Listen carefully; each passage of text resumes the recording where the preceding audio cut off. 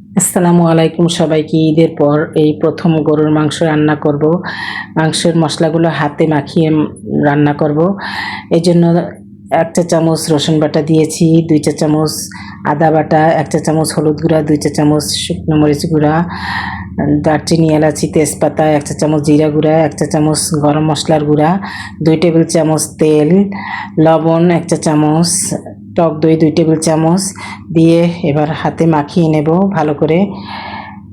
এরপর দিয়ে দেব 3-4টা শুকনো মরিচ, একটু রসুন কুচি এবং পেঁয়াজ বেরেস্তা দিয়ে আবার ভালো করে মেখে 20 মিনিটের মতো রেস্টে রেখে দেব। এরপর একটা পাতিলে তেল গরম করে পেঁয়াজ দিয়ে দেব, দিয়ে পেঁয়াজটা আধা সিদ্ধ হলে মাংসগুলো ঢেলে দেব। মাংসগুলো একটু নাড়াচাড়া করে আলু এবং কাঁঠালের বিচিগুলো দিয়ে ঢেকে রান্না করব।